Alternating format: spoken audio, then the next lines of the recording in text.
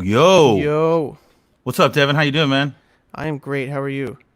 I can't not complain, man. I'm just chilling. I'm pretty excited for Rise Roots today. Me too. Man. So, if you guys don't know, whoever's watching, we have a big guest on. They're not only close friends of ours, homies, but they're one of the dopest reggae bands out right now. Rise Roots will be on the show today. Yes. And their new album came out yesterday, right? Yeah, Yesterday. yeah. I think it was yesterday. Yeah, Yeah, a lot of well, albums it was dropped. officially 9 p.m. the night before. That's why I was confused. But their new album, Pathways, much anticipated, amazing record, is out. Go pick it up. Go listen to it if you haven't yet. We're going to be talking to them about it today. Yeah, They're one of man. the dopest bands around, and not only do Roger and I both love Arise Roots, but we have a very special, long and personal history with a lot of the guys in the band, and so this is a special episode for us. So we want to say, congratulations to Big ups to Arise Roots Rise for their new album, Roots. first of all, and we're Yeah, gonna have a man. great combo today with them. But how you doing, Roger? I'm doing good, man. Yesterday we were out and about at the sanctuary, weren't we? We were playing some live Yeah, records, that and was a trip.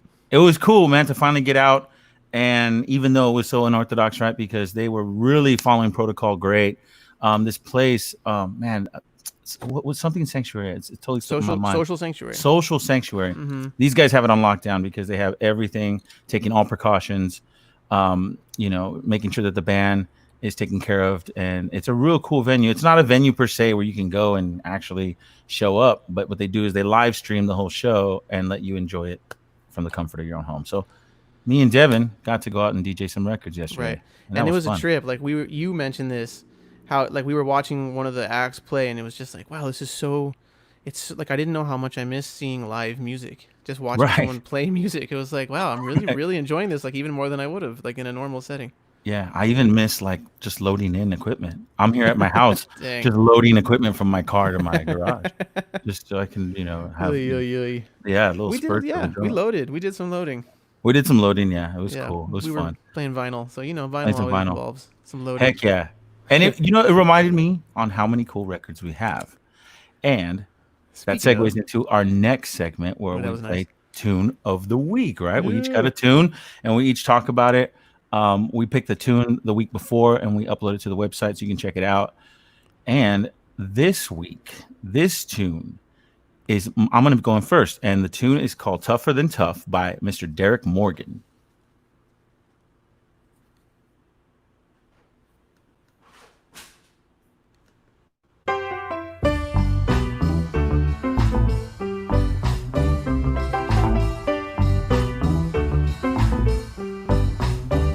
Rude is in court now, boys. Rude is in court. Rude is in court now, boys. Rude is in court. Order. Now this court is in session, and I order all you rude boys stand. You're brought here for gun shooting, ratchet using, and bomb showings. Now, tell me, rude boys, what have you to say for yourselves? Your Hannah, rudies don't fear. Rudies don't fear, no boys, rudies don't fear. Rudies don't fear, no boys, rudies don't fear. Rougher than rough, tougher than tough, strong like lion. We are iron. Rudies don't fear, no boys. Rudies don't fear. Rudies don't fear, no boys. Rudies don't fear. Boom! Rude boy music Yes. for you. Rudies don't fear. That takes me back to my rude boy days, Devin. That's heavy. When I was That's a rude great boy. one. You're still a rude boy, Roger. I'm still a rude boy at heart. I'm still a rude boy. I'm a kind rude boy. Tougher than tough, Mr. Derrick Morgan. Man, you know what was cool about that tune? Before I get into it a little bit, but if you listen to the BGVs on there, I'm pretty sure that's a Mr. Desmond Decker doing background vocals. Hmm. I think I heard that somewhere, and then just listening to it recently, it kind of like I think that is, because I'd like to think I can recognize Desmond's voice by now. And so I think he's doing background vocals for Derrick on that. It makes sense. It's on Beverly's, Leslie Kong, that connection. So, yeah, I think if anybody out there knows for sure if that's Mr. Desmond Decker on background vocals, please let us know. Email us. Next time I've never paid attention to the check it out, vocals dude. like in that that deeply. He's got such a unique voice that it's like you don't even really. It's just it pops out to me. You know what I mean? So check this out, man. Our song last week was "People Funny Boy," and I picked that one because that for me defined kind of the transition from rocksteady music into what we call reggae, the first verse stages of reggae. And so I decided to kind of keep going with that theme. This song for me really brings out the transition from ska to rocksteady. If you listen to the cymbals, this is a lot of times it irks me when people go, "Oh, rocksteady music, it's just slower ska," because there's so many characteristics to each instrument that it's not slower ska. Yes, no, it's slower in tempo, but it's not just slower ska. You couldn't do that. But here's a great example of where that's kind of true. If you listen to it, it does sound the drums sound like a slower ska beat, and everybody's playing at that exact tempo where, oh man, it's like if you want to hear it and go, "Oh, this is just a slow ska tune," you could. And obviously, you know what I mean. And then so rocksteady, we know when we hear rocksteady song, oh no, that's not ska, that's rocksteady. But this is right in the middle, which makes total sense because, like I said, I think this is a perfect example of the transition from ska to rocksteady music. And a really cool fact about this song, and I wouldn't have known it unless I saw this one. It's kind of new documentary. It's called Rude Boy, the story of Trojan Records. I think I'm getting that right. It's fairly new. I think it came out within the last year. I encourage everybody to go check that out. Man, is it such a good documentary storytelling piece of work. I don't know if I've seen it. Dude, bro.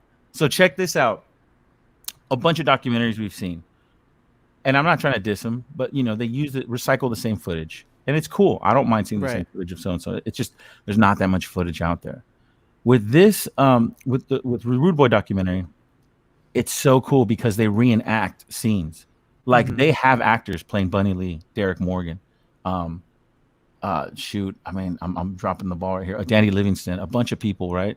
And they have actors playing a bunch of people that are behind the scenes as well. So it's really, really cool because it's like a short movie. And then it cuts into, of course, modern day Bunny Lee talking, modern day Derrick Morgan talking. And it's unlike any other documentary. Hats off to those guys. If you haven't seen it, please see it tonight. It's really, really cool. And so anyway, in that documentary, Derrick talks about this song and how it's a true story of an actual dude that I think his name's Bugsby or something like that. And I could be butchering I've heard that. I think that sounds familiar. Allentons talked about him too. Yeah. And this cat was just like, I guess, ultimate rude boy, mashing up the dance, all kinds of stuff. And so he actually called Derrick to the side and said, "Look, you're going to write a song about me." And Derrick did. And then Derrick explains in the documentary that they played it on the sound system that night in the dance hall, and then he just went wild, started throwing bottles, beer bottles, all kinds of stuff. So, and I think he actually mentioned shortly after that he did get shot in the dance hall. So, the rude boy days can't go forever. Yeah, tougher than tough. Yeah, man. So, that's my song, and that was a great selection. And Derrick Morgan has a special connection to people in LA because he plays in LA fairly frequently, for an artist from his era, Totally, yeah. And I've seen Derrick Morgan probably more than any other artist from that period. I think just from Persephone, our good friend Persephone, is always working with him, and every time he comes out, she puts a band together. I'm pretty sure Robert. We'll ask him about it. I'm pretty sure Robert has played with Derrick Morgan. Oh yeah, I think he has. I've gotten the opportunity to back Mr. Derrick Morgan with the Aggrolites. We did it a while back. Nice. Quick story on that. We played with them in Long Beach. I forget which festival it was, right? So it was Aggrolites, backed them up. This is like early Aggros. And then, I don't know how it worked out, but he then agreed to do a secret show in Whittier, at some spot, store in the back of something. And it was the only way you knew about this show is word of mouth. And so we were super stoked, we're all young and we're like, yeah, And so we set up our stuff and he did it. He came out and performed.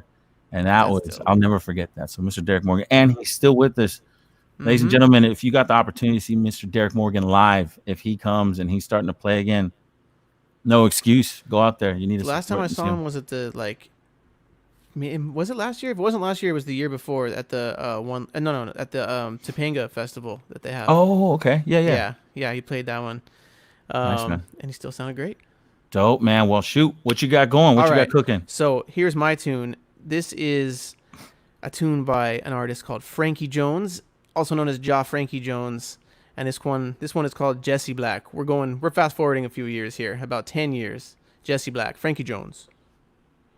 And let's put it on. How about that?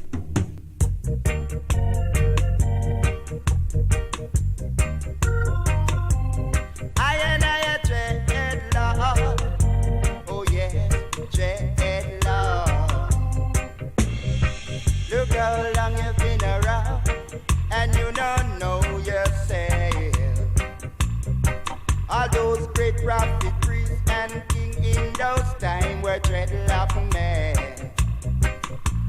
Solomon a trader, Moses a trader, David a trader, Aaron a natty trade. Jessy Black, Jessy Black, Jessy Black, Congo dreadlock.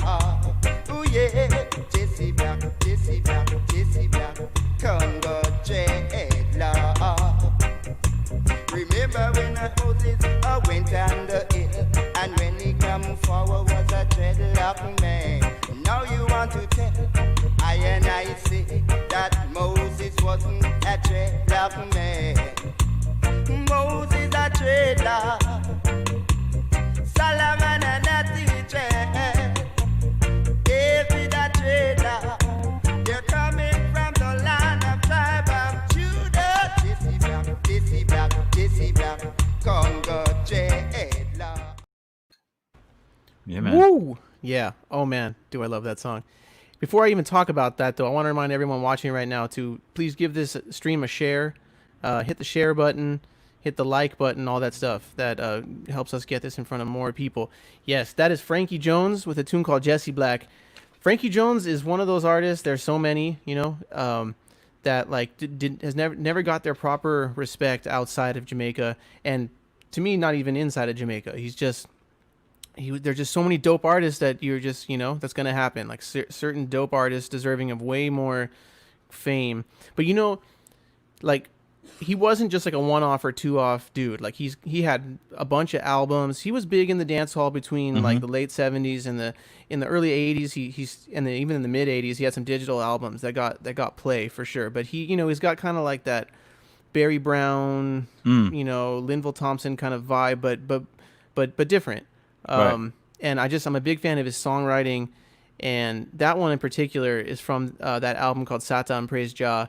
Yeah, man. Just full of like late 70s steppers, rockers beats, and you got it? You got it there. Oh, no, I'm just grabbing. What if I just grabbed something totally different? No, this is it. Okay, right so here. I'm glad you grabbed it, because that's different. For people who are listening to the audio version of this, you will see that cover. Well, you won't see. But the people who are watching will see that cover Roger's holding up is different from the graphic he's got up there, and that's good, because originally this song came out on the album in the graphic up there called Satan Praise Jah. I first heard it on this reissue here that Roger is holding up, Frankie Jones and Johnny Clark. And it's that album that Roger's holding up is amazing, because it's like one Frankie Jones song, then a Johnny Clark song, then a Frankie Jones, then a Johnny Clark, and every song is dope. And they pretty much got the whole Satan Praise Jah album on that, plus a bunch of great Johnny Clark songs. Yeah, so Blood Dunza. Ooh, dang. Yes. Well, there's a bunch of renamed Johnny Clark songs. Like you're I never heard this Johnny Clark song, and then it's like, oh wait a minute, yes I have. They like renamed them all. It's pretty cool. But okay, so that tune is originally from the Satan Praise Jah album, produced by Bunny Lee. And when you see a Bunny Lee production in the late 70s, chances are it's going to be great. Right. And it's the topic of that song is a reminder that, the important biblical figures were black dreadlock men. That's what he's singing. He's singing about Moses is a dreadlock, Aaron was a dreadlock, and then the hook is Jessy, which means Jesus, right? Jessy Black. Jessy Black, Congo dreadlocks is the hook. Nice. And I just always dug that. I'm like, dude, that's such a That's such a dope hook, Jessy Black, like such a dope hook. Like I never heard like Jesus referred to as Jessy, first of all. Right, right. So shout out to Jessy. Yeah. Shout out to Jessy. Jesus. I'll start calling Jesse's my Jessy homie. Jesus. Yeah. Start calling Jessy Jesus. I got 2 homies named Jessy. Yeah, exactly. Yeah, so What would Jessy do? and Frankie Jones, I think I've played a Junior Ross and the Spear song on this PodClash before. If not, I will in the future, definitely. But Frankie Jones and Junior Ross, who is another obscure roots artist that I love, are brothers, I'm pretty sure, which is like a fact I found out somewhere along the way.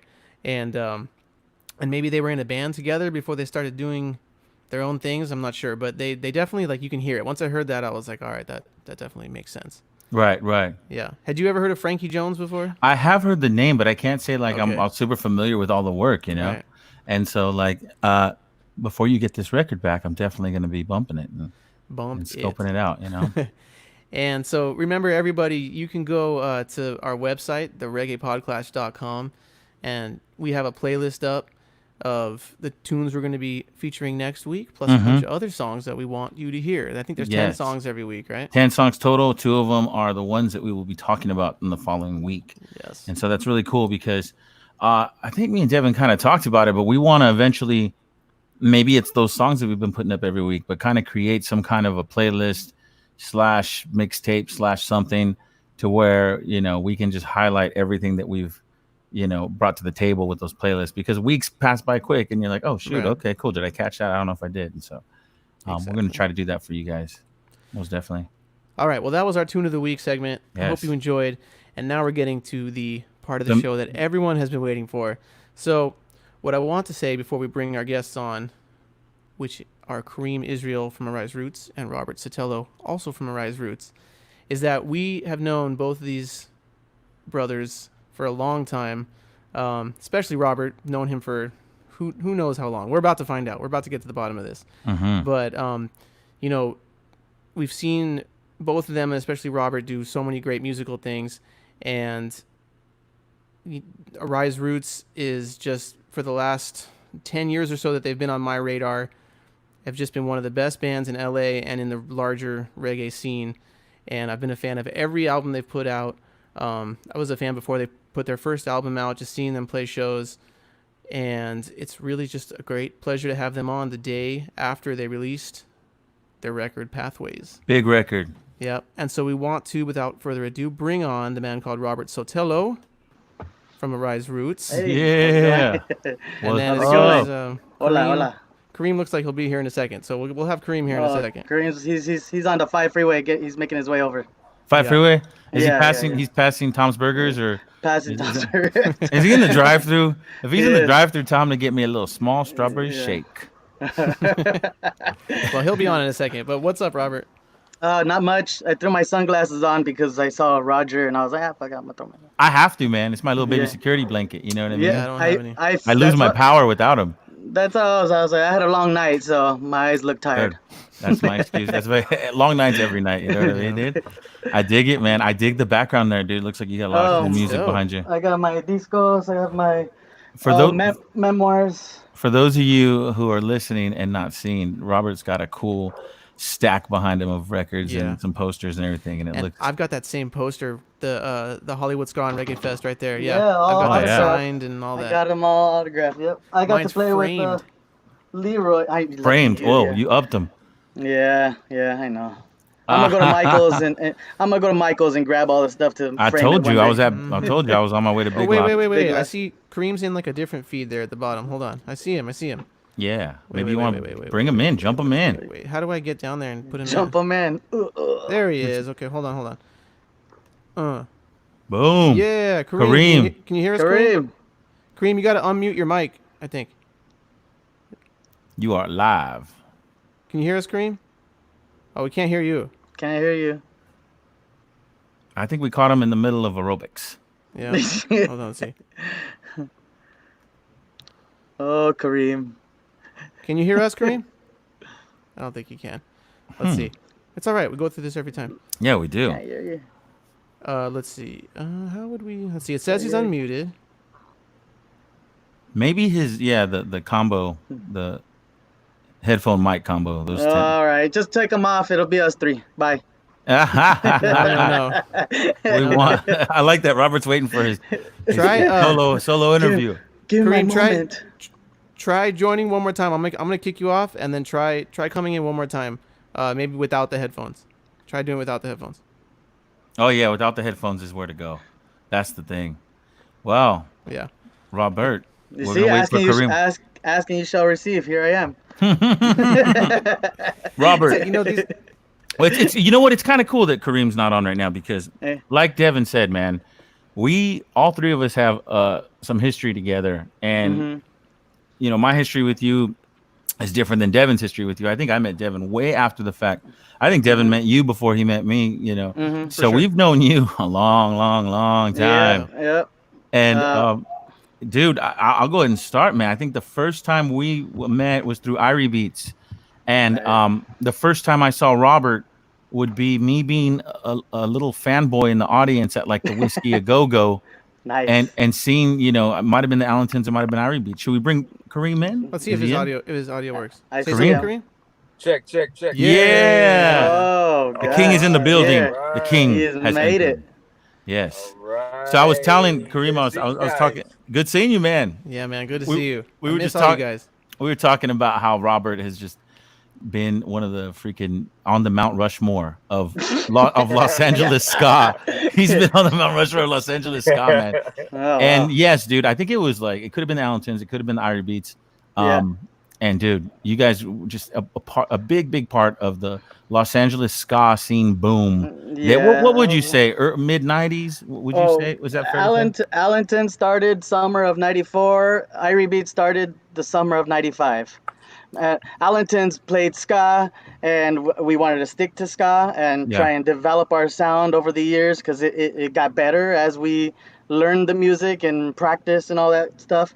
Right. And then I wanted to play reggae too, and so I started a reggae band with a couple other friends, which were like 2 blocks away from where the Allentons rehearsed.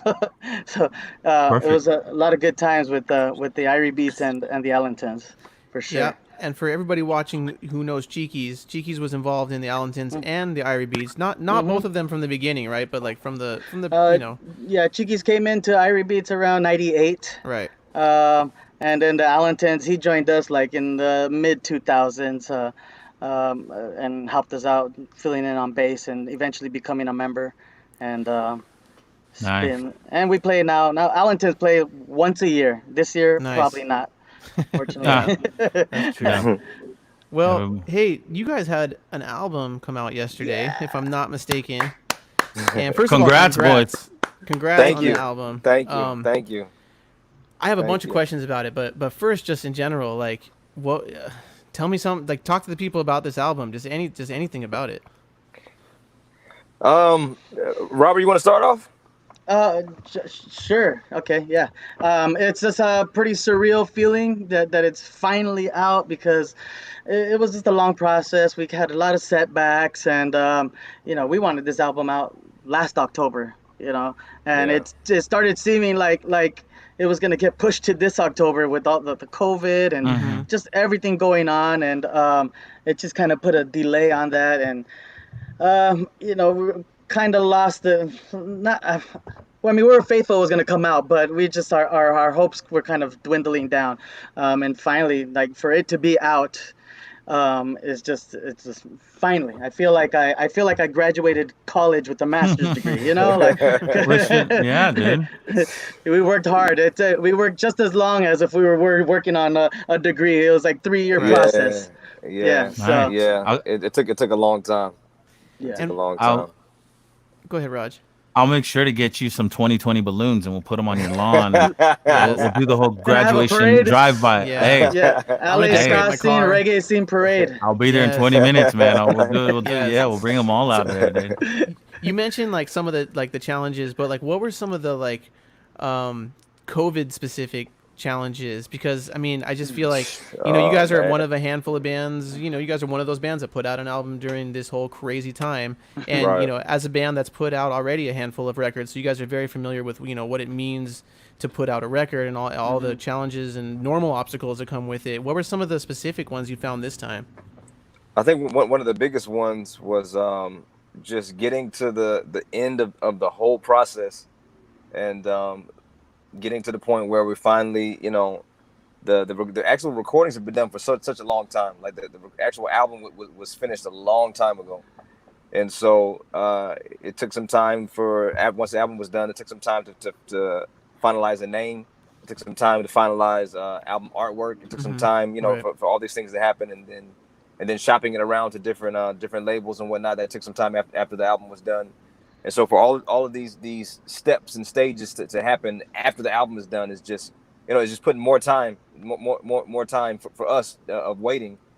And then when we finally get to the point of having an actual release date now, even when we got with the label with Ineffable, we kind of agreed to have a certain date to put it out, which would have been May. This past May. And so even at that point with May, that was already like months past what we were thinking was going to be our furthest point out of releasing the album. Right. And so for it to then to hear that date of May is like, man, it's so far away. Like we were thinking October, November, the latest is now like May. Like that's so far away. So then we get closer to May, and then March, the whole COVID thing hit, and we're like, wait a minute, no, it can't hit right now. Like May is right around, like, you guys don't understand. May is right around the corner. COVID's like, I'm a hit. Yeah, like, nah, it can't. Like COVID, nah, it can't. You gotta wait. Yeah. Like, no, you gotta wait until after the album because we already put so much time into this thing, COVID. So like, chill out, for a minute. COVID. We still need a tour for it. We got a tour for it. We gotta we put a lot of time into this COVID. So like, seriously, COVID, chill. We put a lot of chill. And so when the reality hit that the whole quarantine thing happened and all of that stuff, it was just like, oh my gosh, like we've put all these years into actually recording the album, all this money that we spent into making the album and getting it to where we wanted to be, and then all this time to now get it to the very end stage, and then now of all times, like now is gonna be where we can't even release it now. And you guys? Oh, sorry. Go ahead. Yeah, and so we kind of came up with the idea of to just do, because we're not able to go and tour to support it. We just thought, okay, well, let's just do singles, And so we're gonna try to ride out the COVID thing like with a single every month and a half. Was kind of like around the timing that we were thinking about. And so as that was happening, once the last single came out, the idea came that okay, maybe things could possibly be turning around a little bit. So maybe we can, the label was like, okay, maybe we can go ahead and release it as an actual album. And so once that happened, it was, man, the feeling was just absolutely amazing to now be able to finally have this light at the end of the tunnel to be able to release it. And so once we got the official release date of June 19th, it was like, it was solid. Like at that point, everybody knew that no matter what, come hell or high water, June 19th is going to be the day that we release it. So to actually finally have that date was a really, it was a really amazing feeling to have, a liberating feeling. Right. And then to be able to have that on Juneteenth as well, to having that liberating type of a moment for us personally on that day was even more special for me. So, it took a lot of time and effort in thoughts and planning and stuff to get it to the point where we can finally release it, but it's here now. So and that must have been crazy, right? Because we've all been in bands and we're releasing music, and it's like even when the album does come out at its said date, for the band, you're already been sitting with those songs forever. Right, so this is like times two for you guys. You're like, man, everybody, all this material is new, fresh to people's ears. My ears, Devin's, millions out there. You guys are like, oh man, I wrote that like 5 years ago. It's like 3 years ago. Like, it threw a damper on everything else too, because the time that we could have spent together writing new material for a follow-up album was all taken away from us with us having to quarantine and be separated, we hadn't seen each other. We saw each other for the first time on Thursday when we did our album release, and that was the first time we've seen each other since the middle of March, and it was just I wish we could have spent that time writing and recording more material. Is it really important for you guys like to be together when you write? Is that how you guys write all together? Mostly, yeah. Yeah. Mostly that's usually how it comes. Yeah, we vibe off each other. You know, we throw a rhythm out. Karim comes and he feels it. If he doesn't feel it, we skip on to another rhythm, or we come back to that later. So yeah, it's important for us, and that's what makes us Arise Roots. It's the chemistry of all of us together, and bickering and arguing, and but the final product comes out, and it's because of just all of our efforts together, you know. Bands don't bicker. That doesn't happen. I'm sure bands don't really bicker like that. No. You know, I think that might be a problem that we're having every once in a that while. sounds unique. That's all I'm you sure guys hear do. that, in fact. Don't argue or bicker at all. Never. Man, you know, it's really cool to have you two on representing the band. But if you don't mind, if you could bring up other members that are in Arise Roots, I know that, you know, me and Devin know those guys really well. If you guys don't mind, just going down the list. Yeah. Go ahead, Robert. Todd Johnson is our keyboard player. He's our he took on the task of being our manager for quite a while.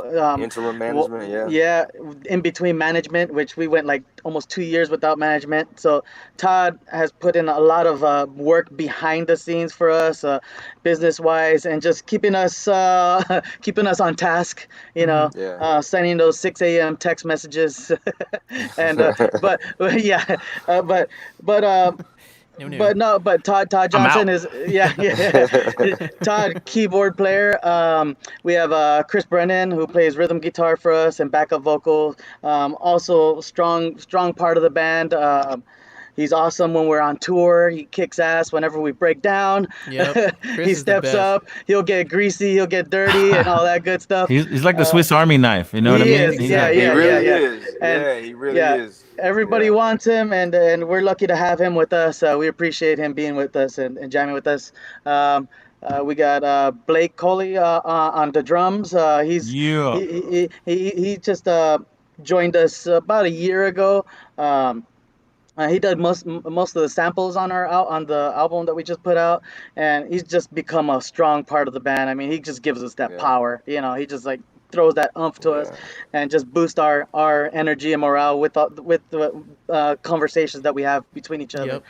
Who else we got? Rodolfo Covarrubias, Big Rudy, bass player. He's the one behind all those nice bass lines, bass lines on that album. Yes, that was my air bass, and I don't play bass. Yeah. Rudy's another one, a strong force, our original member that's been there since day one, since minute one, since he was a conceiver of Arise Roots. And then, of course, we have our man right there, Karim, and myself. Right. And then plenty of other people that have filled in and subbed over the years that we appreciate. You guys, man, I mean, with the lineup you have now, and I know Devin's seen you throughout the years as I have as well, but seeing you guys at One Love, this past One Love, wow. For me as a fan, for me as someone who's on the sidelines, watching you guys, it just sounds like everything locked better than it's ever locked. You know what I mean? And so I mean that with nothing but, love, that this lineup is just something really cool and magical. And I am so stoked to see this lineup just be the definition for the band, But seriously. Yeah, Blake be murdering them drums with you guys, man. I was gonna say, like, with absolutely, like, not distracting, like detracting in any way from your previous drummers who were all badasses themselves. Yeah. I'm just a huge Blake fan. I've always been. I played in the Lions with him for years. He plays. I have a Blake shirt on. Watch Blake. Oh, no. He plays on Blake for president. On some of the first Expanders record, and I just got Blake underwear. I watch this. Oh, snap. Blake Choney. Blake boxers. I got a Blake face mask, man. Old boxer Blake. Yeah. Anyway, I don't like Blake that much, but I see Blake's here in the comments. So Blake. Or he was a little bit. Hi, He's like, buddy. I'm out of here. He goes, Dude, days.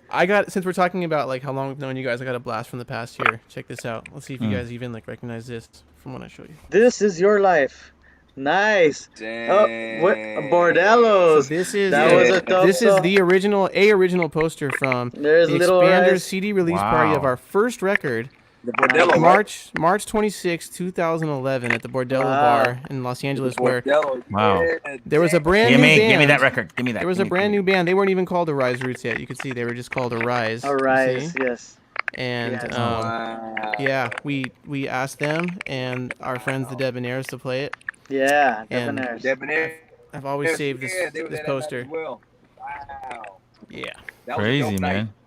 That was a dope night. Dope night, man. We had so much fun that night. Yep. I missed that Wow. venue. That venue was so. That venue was that was- dope. Yeah, I really love that venue. Yeah, it was dope. I think it's an Everything arcade about now that or night was something. dope. Probably.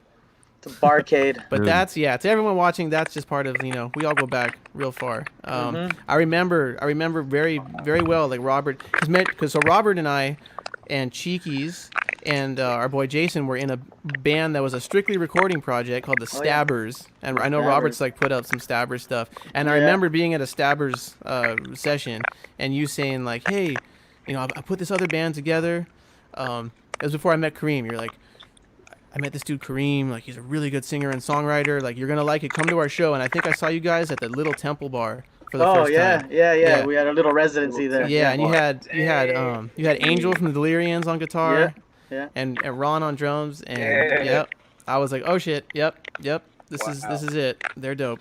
Heck yeah, man. And you guys are one of those bands, man, in this Cali roots scene that I'm just a fan of. Besides the music, man, you guys are just stand-up people, and you know that the reggae music should come with a message, and it should have, Absolutely. it's not just something that's a costume or whatever, And I mean, I think in light of what's been going on nowadays, Karim, I see that you're online and you're active as far as letting people know where the band stands. Rise Roots. You don't run from it. You don't hide from it. I think that's important. We all think that's important. And to share with me, why do you think it's important for the people to know out there where you guys are? You know what? It's important because I feel like it's in this particular style of music, like you can't separate liberation, specifically Black liberation, from reggae music, and then more specifically from roots reggae music. Mhm. And so for anybody who would attempt to try to kind of look the other way on issues that are pertaining to liberation in any kind of way, is not that's doing a great disservice to every single person who's played this music that's come before us.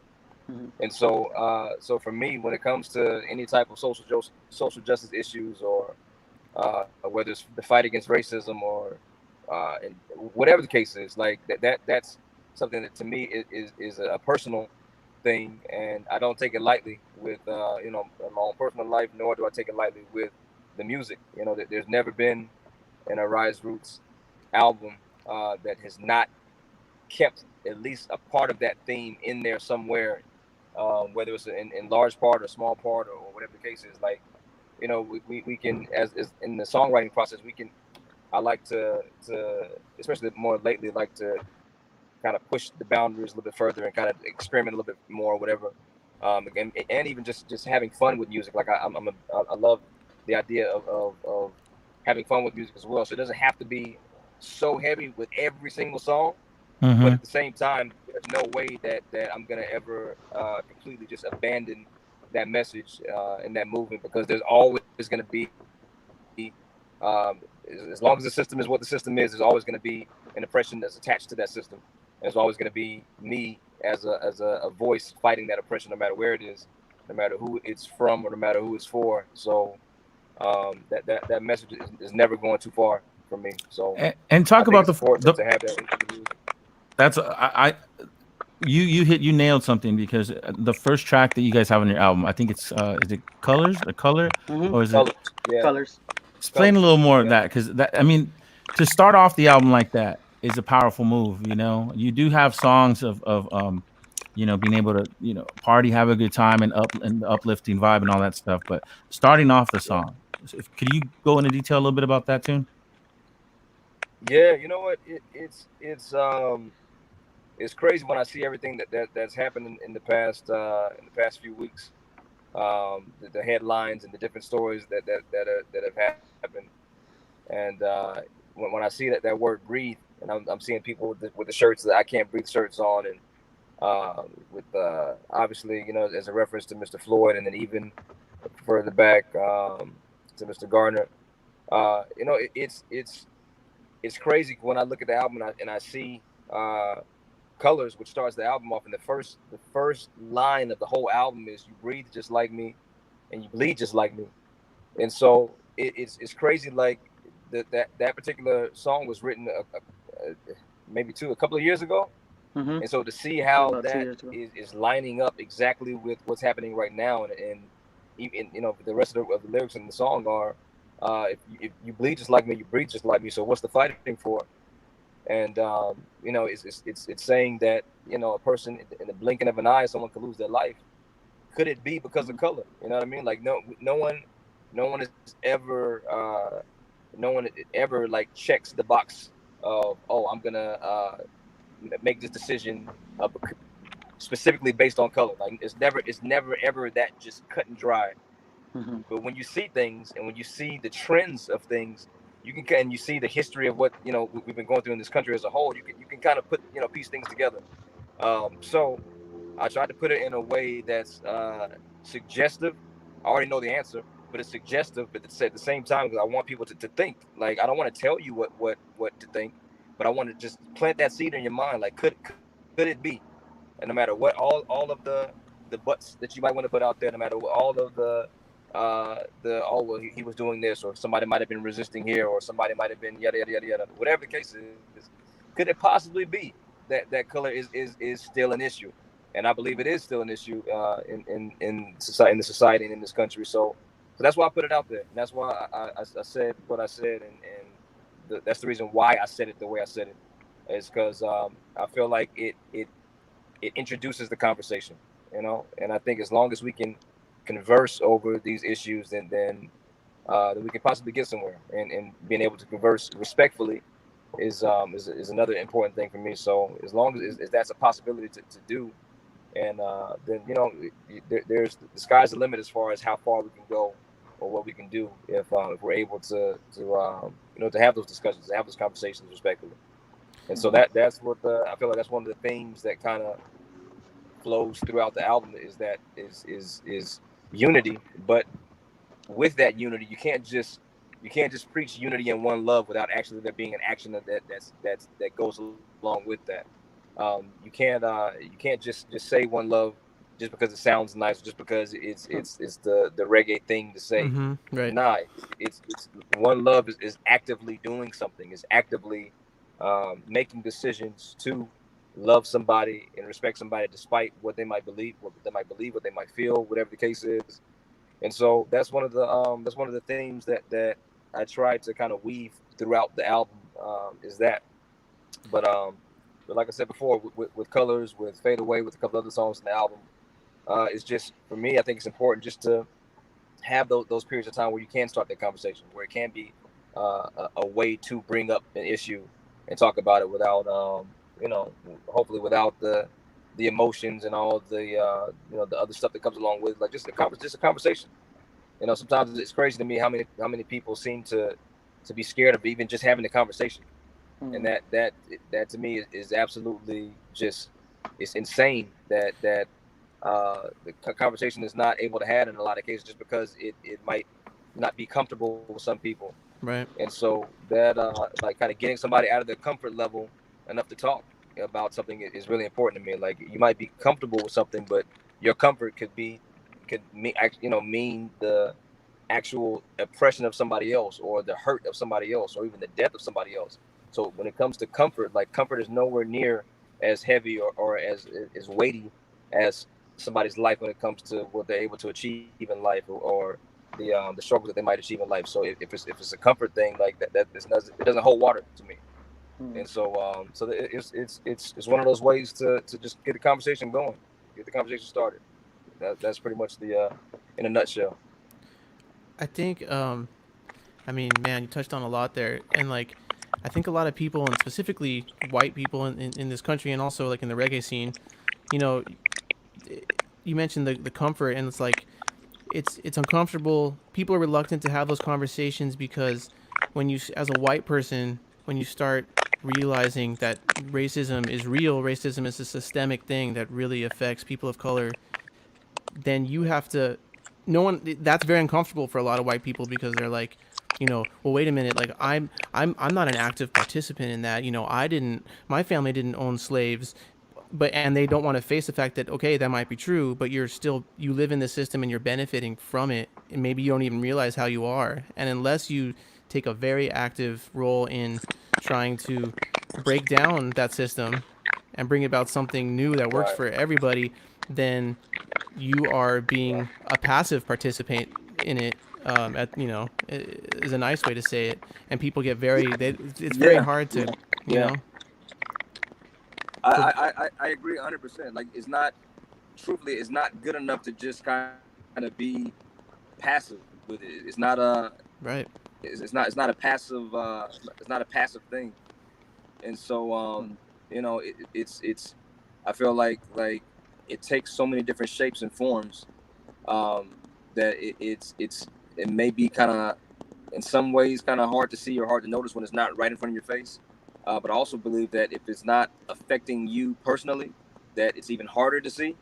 And I think that's one of the things that we might be, one of the issues or one of the hurdles that we might be dealing with is, just a lot of people who don't see it, like, it doesn't affect them, so they never have to see it.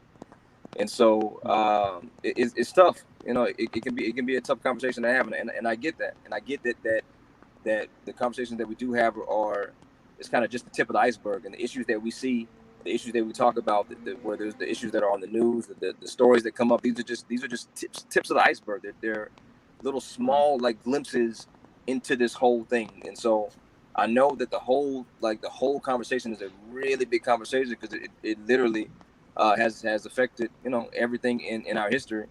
So it's a big conversation, and I get that. I get it. It's a big lift, but at the same time, just being passive, just kind of putting your head in the sand, and just covering your eyes, or just kind of going about your business like, oh well, it doesn't help. No, there's no excuse. There's no excuse for it. I mean, it's once you recognize that something's happened, then you've already made a choice at that moment, is to do something about it or to ignore it, and that's your choice, and like you said, you nailed it. Like, discomfort pales in comparison to people losing their lives or not having their lives reach their fullest potential, because the rest of us are unwilling to sacrifice anything in our lives to change the system that, whether we like it or not, some people in this society benefit from it. Yeah, and that it's they say the truth hurts. You know what I mean? And sometimes, like, I see that really is a true statement, that maybe the truth just hurts too much for people to really, like, address or even want to address. Like, I don't know if it's like, it's too much, so I'm just gonna kind of stay away from it, or I don't know. I can't. I've never been on that side of it, so I don't really know. And I don't really know what the psyche is behind it. But being on this side of it, I can definitely tell that just being passive and just being like, oh well, I'm not a quote unquote racist, or I'm not a such and such, that it really, it continues the status quo. And if the status quo is already jacked up, then it's just going to continue.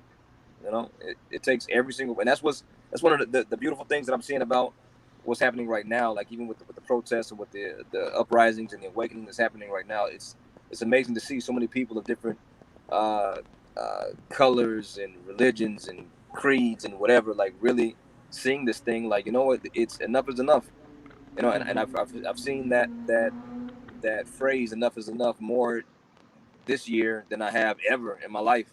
And so it definitely gives me hope that maybe that this spark can really continue and really like be something that's going to actually force an actual change, not even just in the system, but in individuals. Like, I feel like that's where it needs to start first. Like, we can't even begin to change the system without changing ourselves first. Like, it takes that first, before we can attack the system. Like, that there's no way that there can be a united front to now fight something as big as the system is, with not having everybody or enough people on board together. It really takes the whole group of us, the whole lot of us to really make that happen. So I'm hopeful. We're at least the conversations are to some degree happening. I've had people that's hit me up from middle school and elementary school, high school, that I haven't talked to in years, that have asked me my opinion about things, or asked me my opinion about issues, concerning race and that that has never happened in the past 20 years. It didn't happen when I was in school. It didn't happen since I've been in school.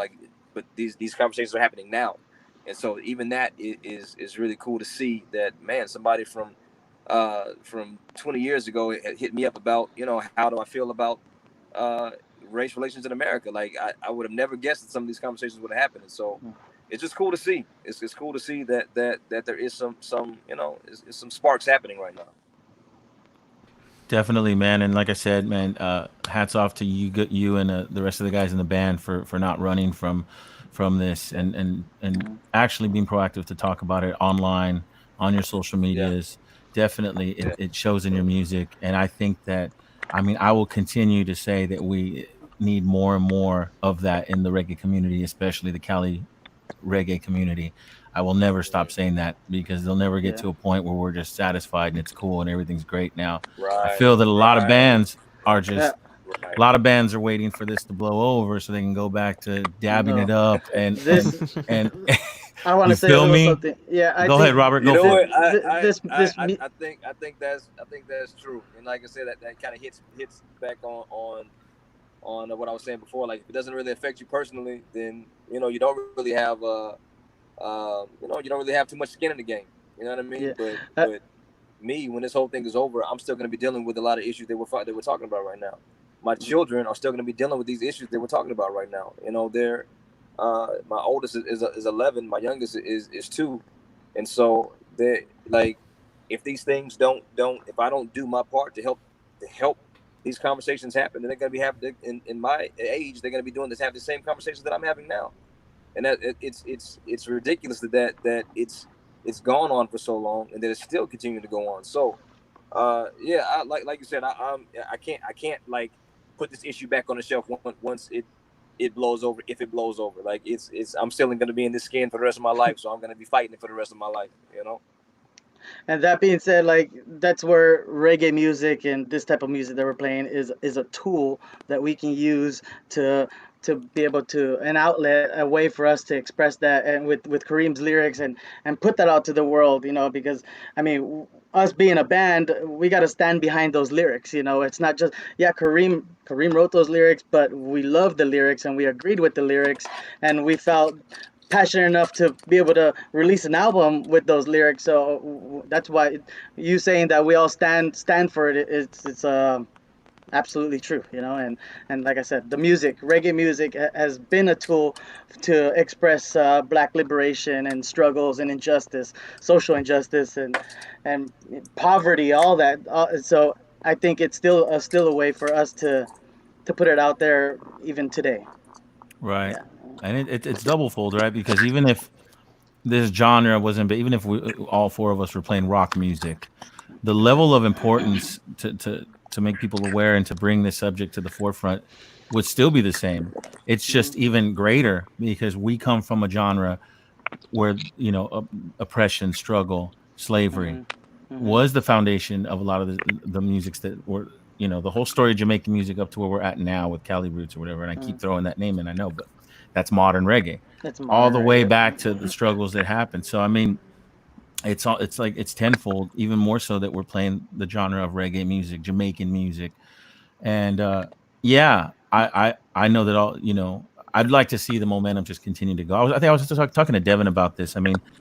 This should be looked at as not like, okay, we had a hot week, we had a hot 2 weeks of everyone kind of being active. It should be now a switch is turned on for this to just be life from here on out. Now a switch has turned on to where protesting, to where all the memes, to where all that percentage of social media that's been brought up to the what's going on right now is like, that should just stay the same. It shouldn't switch off. It shouldn't be like a blip.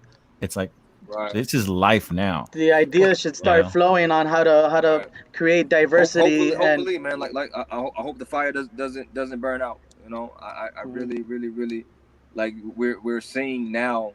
For anybody who's a fan of reggae, you're seeing why the music was created. You're seeing like the driving force behind this music. And so it's as a reggae fan, even if I wasn't a black man, like, just as a fan of reggae music, like seeing something that kind of taps into that lifeblood of this music that I love is exhilarating to me. You know what I mean? It's amazing to be able to live right now and to see this and to carry on this torch from all of the greats that came before us. You know what I mean? So, you know, I would imagine that anybody who's, you know, a true reggae fan would see that and recognize that and appreciate that. You know, if not, then you know, you got a little bit, you know, a little bit to learn, which is not a bad thing. You know, Right. Nobody. That's what we're here for. Nobody We're here. has arrived at Yeah, we're just here the to guide. level of all knowing and all whatever and the ultimate consciousness. Nah, we're all learning in our own rights. This is something. You know what I mean? Like there's a space, and I think it's important to give people time, a space and time to have that space to learn and to grow and to understand. Like I'm at a point in my life now that it's completely, you know, different than it was 10 years ago, and my thoughts and where I am, just my consciousness level and whatnot is and I don't think the same way I did 10 years ago. And at that point, it was way different than it was 10 years before that point. You know, so I think it's important for there to be time and space and grace given to people to learn. Like you know, no one is born just knowing everything and knowing the, you know, so but at the same time, this is like there's no excuse though to not know at this point with the internet and with all the stuff that's going on. Like if you don't know and if you don't get it now, You're trying not like to. you never will. Yeah. You know what I mean? So Yeah. I'm just hoping that awakening really is widespread and is real. You know, I'm hoping that it's real. That it's not just a fad, not just a blip. Well, Right. I think I'm hopeful that more people are realizing what we're talking about when we talk about racism. You know, people are getting a better understanding of like, this is not just, you know, saying that we're against someone being like rude or offensive to another individual based on like the color of their skin. This is a deep systemic economic cultural issue that our country was founded with. It was built into our country and then was never addressed, not even with you know, the emancipation of slaves, because there's a great documentary called 13th on Netflix that talks about right when the emancipation of slaves, how that right away the powers that be found new ways to enslave black people through vagrancy laws, and then Jim Crow in the 20s, and then, you know, everything that happened in the civil rights, and then after the civil rights movement with prisons, a big concerted effort to get people into prisons to make money off of them, and that was specifically targeted, you know, at the black community. These things are systemic as well as cultural in our minds. It's also in our systems. And so it's like I think that's a big driving force behind the momentum we're seeing now. And you know, and to me the main driver is just the amazing black leaders that we have at the moment. You know, certain people that are just I'm amazed.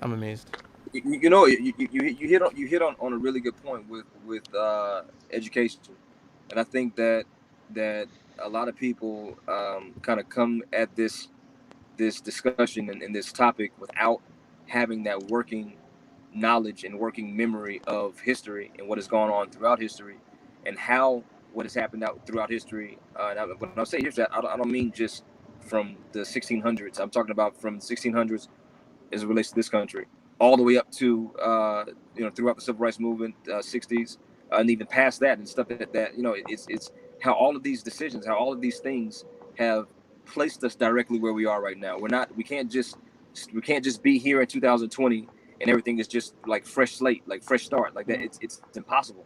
There's been so much stuff that has happened. So many things have, so many decisions have been made to put us exactly where we are right now, that we can't just come at this thing like it's just you know, here we are, like everybody just be equal and be whatever, and we had a black president, so there's no more racism, and there's that's not the what was the country's response to a black president? It was to elect a white supremacist. I mean, fuck. You know, it's just like the and I think for me, that's one of the things that for me helped my my consciousness level just completely just change was when I was able to go. When I went to college, being able to take African American studies and really like dive into like just what has happened in this country from a legal standpoint and what has gone into this country from the actual system itself.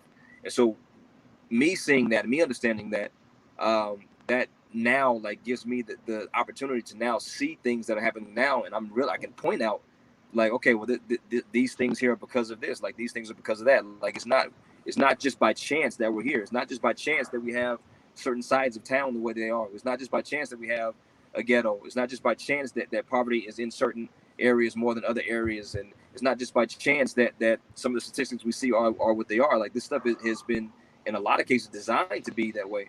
And so when you really see what the steps that have been taken throughout history to put us where we are, it becomes so clear what's happening and what has happened that there is no possible way that it can be put off as anything else. There's no possible way that it can just be excused as just whatever. There's no excuse for it. And the thing is, with the internet and with the information is out there for anybody who wants to know.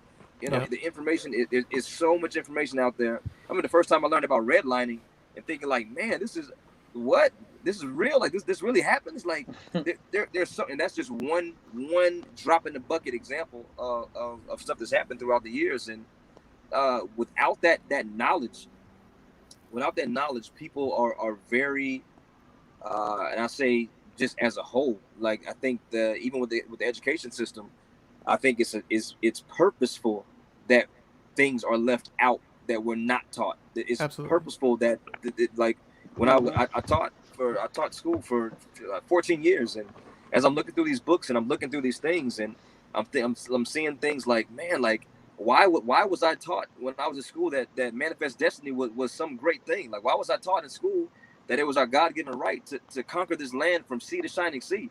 Like why was I taught that manifest destiny with such a glorious shine on it?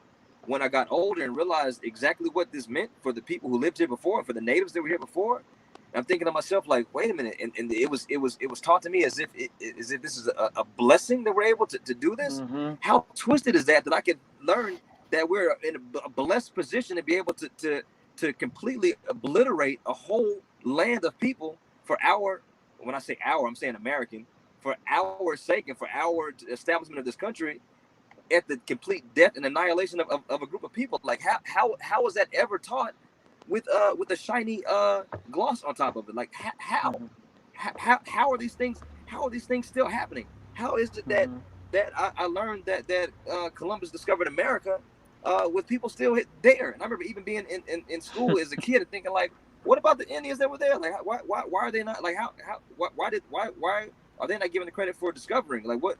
I remember even back then feeling like, man, something's not right. Something's not right. This doesn't feel right. This does not seem right. Like none of this stuff seems right. When I got older, I realized, yeah, it's not right because it was designed to be that way, mm-hmm. to keep things in a certain way and to keep the system the way the system is. And that, for that to be the case, like it's amazing to me that people can still come at this issue with any level of ignorance with the amount of information that's there. Like as soon as you just have to look at it, just look at it with a completely just unbiased eye, and it's so clear. It's so clear. Yeah, it's so clear. People don't, because life is hard for everybody, right? And so people who are having a hard life themselves, they don't want to hear. It's like there's no empathy. It's like yes, I get your life is hard, but it's not because of your race. You don't have this other layer. Like just imagine what other people are going through. They're going through all the same shit you're going through, and then they got all this other fucking bullshit they got to deal with. Yeah. Which is crazy to me because it's we're all Americans, right? And so if something is affecting my fellow American, and if I'm so pro-America, and I'm so pro this country, God bless America, which I am. I love this country, but I can't say that and still turn a blind eye to what's happening to other Americans. Mm-hmm. Like it doesn't make sense. Now you're being logical, and that's just not that's not how things work. Okay? It doesn't make sense. Especially on this show, we do not. Especially on this show, don't bring that logic around here, Karim. And I know it might sound controversial, but that's why I've never liked the term African American. And the reason why is because anytime you put any type of label in front of American, it now makes American the standard, and everything else is like a sub of that. I don't like saying African American. I don't like saying Mexican American. I don't like saying Asian American. I don't like saying all of these different terms that come before American, because it puts a barrier between all the different groups. But then it almost makes it like a pecking order, because if I'm just a regular American, where's my fingers? There it is. If I'm just a regular American, like I don't have to carry this hyphenated thing in front of it. I don't have to. I can just be American. I can just have the freedom of just being American. And now, which group? Which group now gets to be called just American? So I wasn't saying. I didn't say that. But that's it. Devin. All I'm saying is just crazy when you start to pick apart different things and you start to see what things are. It's like, wait a minute, it's freaking everywhere. It's in the depths as well as on the surface. It's in so many. It's everywhere. And so that's why it's so important that you can't just be passive. Because if you're just passive, then that just continues. That whole status quo, that whole system, everything that's involved with that stays exactly the way it is. And it's that's just not me. I wasn't born to just be a status quo type person and just continue to whatever. And I've even caught flack from other black folks for saying that I don't consider myself an African American. I don't like saying African American, and even with that was I've had my own fights even with that. But it's if as long as those divisions are there, then all the things that come along with those divisions are going to continue to be there.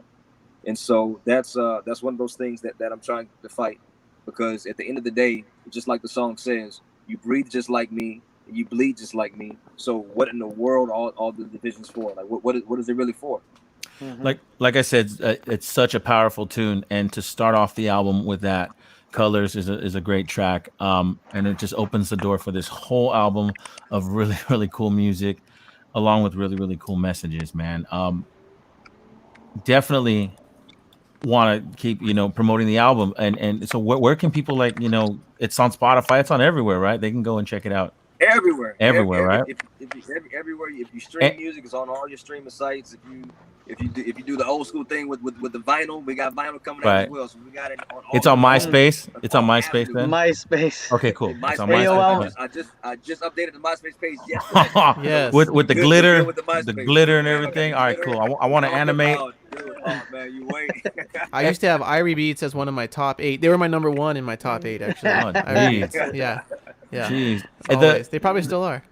Not only is the album cool, but man, does the actual cover pop to me? Dope. And it was going to be one of the questions I was going to ask. So for people who haven't checked out the cover, I encourage you to go online. Mm-hmm. And for everyone who's listening on the podcast, it's a really cool cover. I don't have it in front of me, but I'm going to describe it. And guys, jump in if I mess up. But it's like this highway, this open highway. The art is really cool. Is it a picture or is it artwork, or is it kind of a combo of both? It's a picture. It's a picture. It's a picture. A graphic artist put it together. Yeah. Really, really cool colors, really cool hues. And then in the middle we have a triangle, and inside the triangle there's like this lush greenery, forest greenery that's not in the main picture outside of the triangle. So I guess talk a little bit about the cover. Yeah, I've been talking a lot. Robert, you want to say something? No, you go ahead and talk about the cover. I think you had more connection with the graphic artist than I did. Devin, talk about the cover, please. Well, I sat down and I said, what do I want? This? Okay, go ahead. Go ahead. Karim's like, go ahead, Karim, because you know more about it than I do. As far as the artwork, I love triangles. So. I'm the music guy. I'm into the studio and doing that stuff. And when it comes to art and videos, I let them kind of take that away. But of course, it has to be something we all love and agree on, and which that took a lot of text messages between all of us to finally come to an agreement that this is the album cover. This is the one that we're gonna keep. That we all love it. We're like, that's just amazing. That whole everything compiled into that photo is it's just something that we all loved. So, like I said, I think Karim has more insight into that because he's the one that dealt more with the graphic artist than I did. Designed by the great Fulton Hobbs. Is that correct? Fulton Fulton Hobbs. Hobbs. Yeah, Yeah. Fulton I'm a Hobbs. little mind reader over here. I got my notes ready, man. Yeah, Fulton can I be got. found on I'm IG. hearing a lot of popping. I don't know if that's my phone is doing that or that's the. I think that might be Robert's headphones hitting his shirt. That might be Me? that. Oh, it's the case of the missing pop. Oh, maybe not.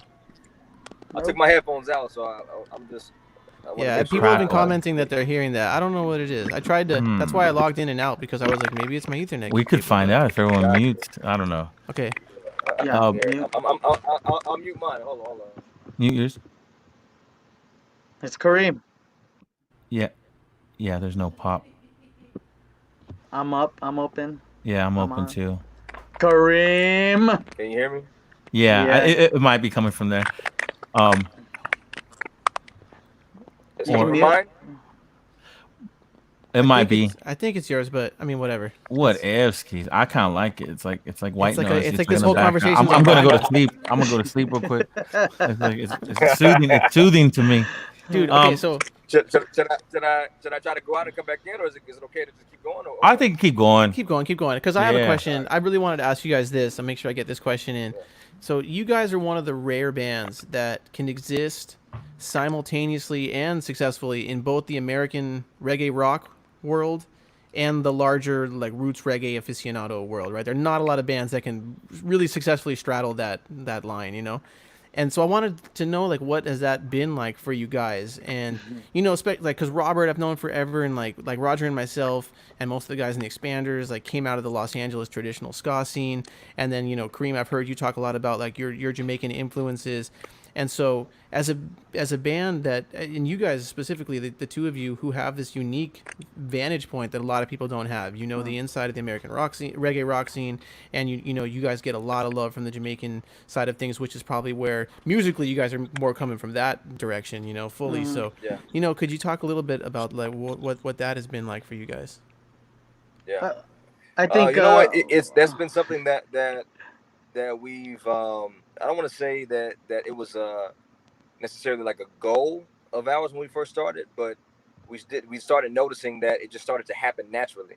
And so once it started to happen naturally, we all kind of started noticing it. Then we kind of put more, put more effort into making sure that can continue, just so that we're not pigeonholed into one area. We don't want to be just the, we don't want to. We're not a Jamaican band, you know what I mean? So we're never going to be fully that.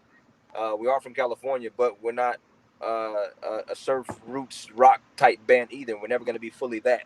And so I think it just kind of shows what the makeup of this particular group of guys is, what we bring to the table together. And I think that's what makes it kind of unique, is just with that blend of people that we have together. It just, that's what comes out. Like it's never I don't, when we're sitting in the studio making stuff, we don't say, oh, let's make a Jamaican soundtrack, or let's make a Cali surf root soundtrack. Like, it's just whatever the vibe, whatever just comes out of a rehearsal or a jam session at that point in time. That's just what it is. And so it just kind of naturally, was kind of put us in a position to be able to kind of have one foot on in both of those worlds. I know for me, being able to, my dad is a rock steady roots singer from Jamaica. He immigrated to America back in the 70s to do music, and so for me, like my first influence when it comes to music was him. And so that was my introduction to reggae music, was through my dad's music and the music that he loved, and so obviously with him being Jamaican like that, it just that was the natural progression of things. But at the same time, like once I got out here to California and started hearing this vibe, I'm such a music lover that I would never listen to the American reggae music and look down on it because it's not a Jamaican thing. Like it can never be a Jamaican thing because it's not Jamaica. And so like I like if a melody is, I'm all about melodies and the sounds. If it's got good sounds and good melodies and it feels good, I don't care where it's from. It could be from who knows what country and what region. As long as it sounds good and it's cool and it's got something that I can sing along to and I'm feeling it, and then cool. So I don't get too caught up into which particular side of the fence stuff falls in. We just make music, and wherever it falls, it just kind of falls. Nice. Robert? I personally been, I've been in this Los Angeles reggae scene for almost 25 years, and I was, one of those aficionado kind of just I want to play rock steady. I want to play ska. That's my type of music, and I always went for those types of tones and those types of feelings when I would play uh, my Jamaican influenced music, and so I always wanted to aim at that side. Like I really was like, I want to make sure that we stick to making sure that people know that we play a Jamaican music, that where it comes from, and so that was always my aim. But like Kareem said, eventually, but we started getting invited to play shows for bands, other bands that were in within the Cali roots scene, and we started getting invited, and we just that whole scene took us on board and appreciated what we were doing and made us feel good about it, gave us props about it, and I think that was encouraging, and that's why we appreciate like that, the whole Cali scene, the whole American reggae scene. um, so I mean that's kind of that's my take on it. It's I've always been, like I said, more geared toward wanting to be accepted in the Jamaican scene just because of my previous work with other artists over the years, over the last 2 decades.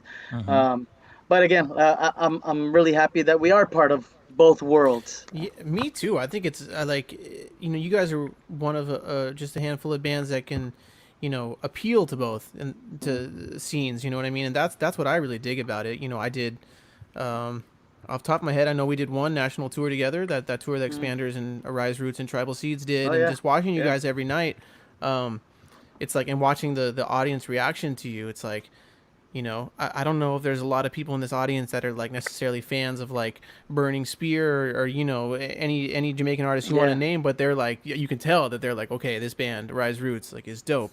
And then the flip side, like, I've seen you guys play at festivals where it's like, I know that audience members who are into that old school Jamaican stuff and maybe would not be necessarily rocking out to one of the bigger like American reggae rock bands are like rocking out the same way. So that's why I brought it up, because it's just so cool Yeah. to see that. Like it's But such a dope thing. That's the goal, right? Like it's just to yeah, unite Yeah, all the audiences. it's a huge blessing to be able to have a foot in both and be appreciated by both and to have some level of success in both. Like I wouldn't trade it. I wouldn't have it any other way.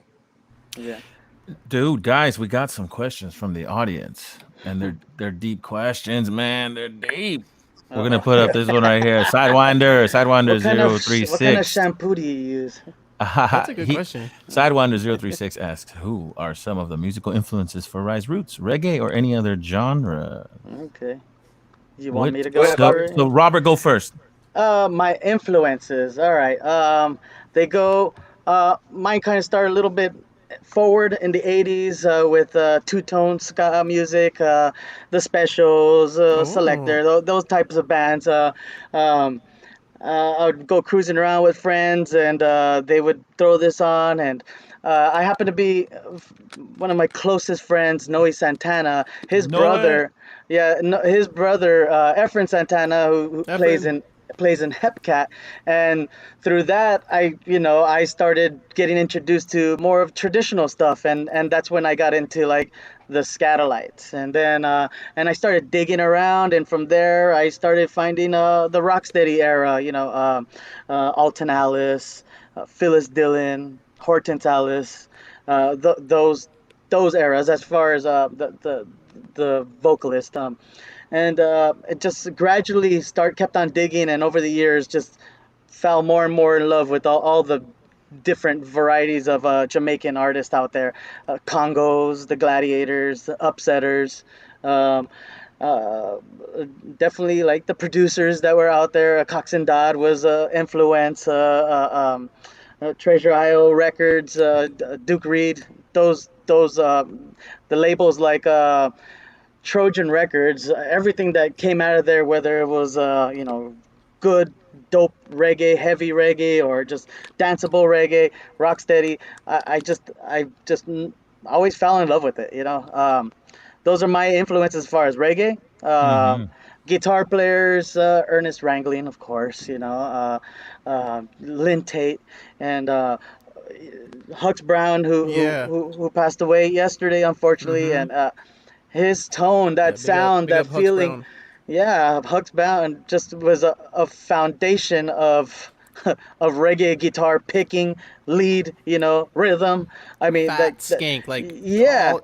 I talked to Hux Brown one time at Sierra the whole Nevada, and he was telling me like you have to play all 6 strings, like every all stroke. You six. have to. I've He's al- like a guitar has 6 strings for a reason. Like you can't leave yeah, them out. Just yeah. yeah. And the whole playing the bottom three strings that came along later on, and it's like really light, Yeah. and but whenever you hear me play rhythm with the Rise Roots, which I don't really get the chance to do that too much, but um, you'll definitely hear me using all the strings somehow, and adding the tricks, and all those little tricks come from Hux Brown style rhythm guitar playing, or even Peter Tosh like picking, and Mm-hmm. um, but of course, I have other influences. I love like Wes Montgomery jazz. I love rock and roll, heavy metal. I Nice, like it man. all. It covers the board, man. Kareem, Yeah, yeah. Go ahead. what are yours, Kareem? What do you got going on? What's your Uh, influences? yeah, the influence for me is Dennis Brown was always a really big influence for me. Huge influence for me. I think Dennis Brown, Gregory Isaacs, they, I think if I had to, man, they've always just been super like. I always go back to those two. I Hmm. always go back to those two, and especially Dennis Brown. Like, it's just something. It's just my first time ever hearing them. Something just clicked in my head, like in my heart, in my soul. Like everything was just like, oh my gosh, Hmm. his everything about him was just absolutely amazing to me. So I think he singly might be my biggest influence. I can name a Amen bunch to of that. others. Once later on, I was a man head over heels for Buju, Sizzler, and Capleton. Those three, Yep. that three-headed monster right there, Me which too. to me was Hmm. just absolutely like there was nothing. They were untouched. They were unmatched in my opinion. Those three. So I say those three, and Dennis and Greg Isaacs are my biggest influences. I think Dennis Brown. I think has the best voice in reggae music. Oh, It's man. just the tone of his voice, like just his Yeah, pure like ability yeah, as a singer. Never heard yeah. him sing a wrong note, and Hmm. just like the tone is just like it's He's just amazing, it's amazing, butter, Hmm. butter. amazing, The There's a Crown amazing, Prince. question. There's a amazing. question here from a viewer that I want to Yeah. make sure to ask you guys. They're asking about the song "Lions in the Jungle," and they ask. I'm not going to put this up on the screen because it's huge and it's going to like cover both of you up. But did you guys get to record with Luton Fire, Turbulence, and Natalie Rise in the studio when making "Lions in the Jungle"? How did that track come about? Love that tune. Man, that Correct. song was the hardest song in the freaking world to make. Oh my Hmm. gosh, it was so hard. Sorry about that. No, Yeah, my goodness bad. gracious. No, we didn't get a chance to record with any of them. When we sent the track out, and it was literally just the hook. And so the idea was to get 16 bars from everybody and to be able to cut them up in half to the eights, and then put the eights together and kind of do like a cipher type of thing with all of them. And so in theory, it sounded like, oh yeah, it's easy. Just get everybody to do 16 and we'll just cut it in half and then we'll just piece it all together. But in reality, um, like putting it together, physically putting it together, because we got them from everywhere. They were in all three in different countries when they recorded, and so like putting those pieces together, and then even putting it together so that it made sense in what they were saying, not only with sense with how to cut it and whether to put their first part of the verse first and then the second part second, or like it because nobody recorded it with each other, like no one knew what anybody else was saying, Right. and so to be Hmm. able to have we just kind of gave them the theme was that we wanted the theme was strength, and so just wanting to have whatever their mind goes towards when they think of the word strength, the strength of a lion, like what that is, and so to be able to get all the pieces back And big shout out to Lewis Richards at 17th Street, by the Yeah. way. He freaking beasted through Yeah. Lions in the Jungle. It took about 2 days just for that one song. But to be able to get the pieces and put them where they needed to be so that it was cohesive and made sense. And then once we got all the pieces of the puzzle there, and then we heard the first like playback all the way through, it was like, oh my gosh, it worked. Like, oh my gosh, it freaking worked, man. Sounds Yeah. great. It worked, man. It doesn't, Oh like, man, when we it was amazing when we found it, when we realized that it worked. the process that you're describing, like the tune doesn't sound like that. So you guys did a great job, because a lot of times you can tell when shit's all cut up. You know what I mean? Yeah. And it does not sound that way. So good that's job. where Dude, that's where Lewis that Richards. was blood, sweat, and tears into making that song happen, and then another set of blood, sweat, and tears to make the video come together. We did shoot the video with everybody individually with us, except for Turbulence. He was in France, and he sent his part over from France. But Luton Fire was in town, so we got a chance to get him in the green screen for his part. And then Natalie was in town, so we got her to come through and do her parts. We did those parts all together. But man, that whole song from top to bottom was like a straight surgical move. And so for it to come together like it did, and for the video to come together like it did, and for everything to just gel, was just, man, it was such a huge blessing for it to all come together at the end. Yeah. So I'm glad you're digging it. Whoever that the Mellow Dose Music was the name of the account. Okay, cool. And, I'm glad you're digging it. And we cannot talk like the guest appearances without addressing that you guys got these are like the biggest dudes, heavyweight cats in the Cali reggae, American reggae scene. Mr. Eric Rachmani and Kyle McDonald on one track, right? I mean, tell us about that. What was that track? How did you make that happen? You know what? That came out of we were jamming in San Diego for we were having a benefit for Gonzo, and so it was probably one of the dopest, most fun I've ever had at any show, whether attending or playing or whatever.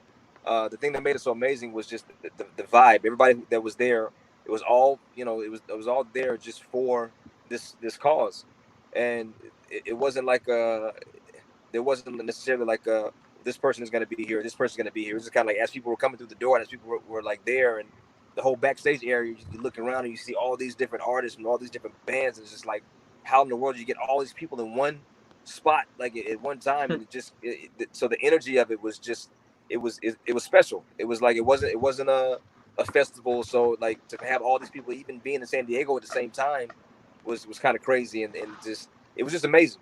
And so that same energy kind of transferred over to the stage when bands were playing, because people kept jumping on stage with other people, and it was just one big huge jam session. It was super dope. And so that was the first time that Eric or Kyle had jumped on stage with us, and that was actually my first time ever even meeting Kyle physically in person, was there at that show.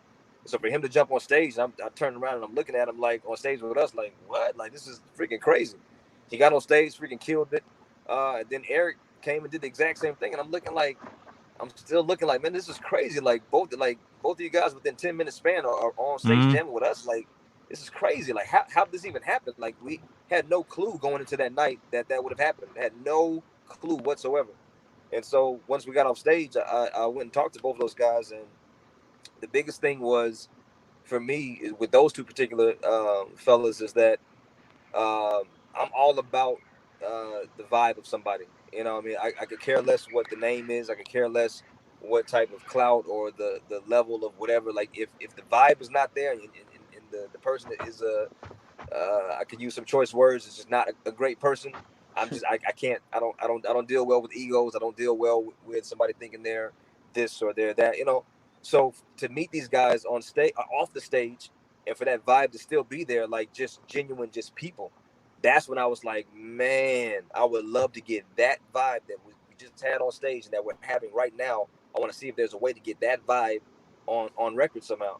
And so so the idea was birthed that same very night. Even the idea for the rhythm was birthed that same night.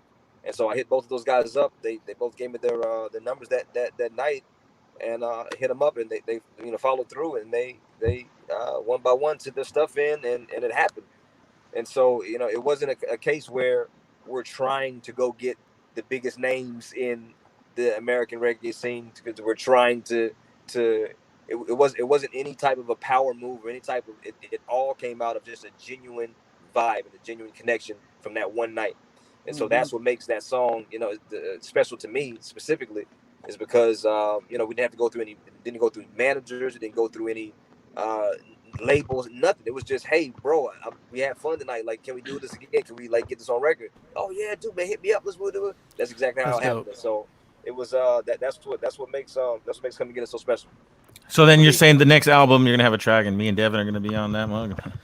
Dude, hey, you already know I'm down for that. I've been trying to get Roger Rivas on the track forever. I keep telling Todd, hey, you better not slip up. You slip up one time, Todd. Oh man, it's a wrap. So Todd, if you're listening out there right now, and Roger don't like Todd, so that's already. Me and Todd go way back. We go back to Little League. We don't get along since Little League. I'm telling Todd, don't slip and fall and like break your hand or like hurt your hand. If you do anything like that, bro, I'm calling Roger. I remember immediately. Roger, big shout out to Todd, man. I was digging what Todd was doing on the latest album, dude. I was tripping out on some of the stuff he was doing, man. Todd's legit. Don't backpedal. Todd goes all the way back. Todd goes all the way back to like the ska days, right, Robert? Doesn't Todd Legends or whatever the brass Legends of Brass, yeah. He opened for my band, and when he was like 14 or 15. Right. I was already in my 20s. Jeez. Todd's dope. Todd played with Expanders on a gig. We in San Luis Obispo. We didn't have a keyboard player, and Todd's like, we hit up Todd, and he came through. And that's killed what's it. up. Even with Devin though, Devin is a freaking ridiculous songwriter. So there's been so many times where I've been stuck on something. I've been like, man, I should just send this whole thing to Devin to see what he would write to the rest of this. And you know, so I don't know if I ever told you that, Devin, or not. But thank you. There's been a few times where I've been kind of stuck on something. I was like, man, I bet Devin could. But he lost your number. Just completely. Yeah. Just he lost your number. Hit me up anytime. I love. So I'm saying all that to say that it is gonna happen one day. We're gonna get Devin and Roger on the same track, like the same track, like Stupid and Revolution did. Yeah, it'll say featuring the Reggae PodClash. Yeah, just the Reggae PodClash. That's it. Yeah. And Devin will play keyboards and I will play guitar. Dude, Roger can sing. You guys don't even know. You think I'm kidding, but like once in a while at soundcheck, Roger will like just because he's got a mic for Long Beach Dub All Stars, so he can like talk between the the songs and stuff. And like sometimes at soundcheck, he'll do a little like just kind of. It's always at soundcheck, right? Roger can sing, dude. So Roger, you really can fill in for Todd, huh? I can. This Todd, is that one of his duties is to sing too? There you go. Yeah, he's at Ooze and Oz. Yeah. Roger don't do Ooze and Oz though. He's like Roger's like full on like shower singer, like a lion's powerful voice. Yeah, you got it. Yeah. Dude, hey, Todd, if you're out there, I'm telling you, man, you better watch it back. Dude, Todd, me and Todd went back so much, like trying to hook this up, and now we're just like talking shit. Oh. Nice. We love you, Todd. We love you, Todd. Oh man, are there any more questions for these boys, man? I mean, I have so many, but I don't want to keep them all night. Let's see. Okay, I do have a more lighthearted question I want to ask you guys. Like, do your kids listen to your music? And then also, before you answer that, because I know both you guys, I've got so many questions from musicians who are like in success. What did you say, Roger? I said they will answer your question, and then we have the next segment that I will talk about. Okay. Perfect. Well, okay, I'm going to ask like 3 questions in one, and you can just answer any of them or not answer them or whatever. I want to know, do your kids listen to your music? A. B, what would you say to one of your kids if they came to you and were like, Dad, I want to be a professional musician? And 3, like, how do you two specifically juggle your family commitments with being in this band that you're also very committed to? You know, because the traditional mode that we've all been shown is to have a successful band, you have to be constantly on the road, and like you guys do your fair share of touring for sure. But I feel like you've also been creative in finding ways to not tour like quite as much and still have the band be like successful. So all those 3 questions, whatever one you want to answer or not answer. Gotcha. Go, Bobby. Yeah, my kid listens to us. She catches all of our videos whenever they come out. She's not like one to like bump us on her own. It's more like if I'm listening to it and I'm like, what do you think of this, baby? You know, to my kid, she's 8 years old, so she has her own. She's starting to develop her own taste in whatever music she's getting into. Jason Mraz and stuff like that. You know, she loves that kind of It's my boy. stuff. Yeah. Um, We'll talk about him later. so yeah, like she does listen to our stuff. As far as if she wanted to become a musician, um, right now she likes to play around piano. She loves to sing. So it's really about nurturing that and letting it kind of carry itself. And if she decides she wants to do it, I'm gonna support her no matter what she wants to do. Maybe that might be different when it happens, if it happens. but but yeah, I mean, I'm there to encourage and support and nurture her, and that's all I can say on that. Beautiful. What was the last part? The juggling family and band life. Yeah, and Uh, just like, you know, ways that you guys like, I feel like you've been creative in finding ways to like be successful, without having to like always be on the road, you know. Yeah.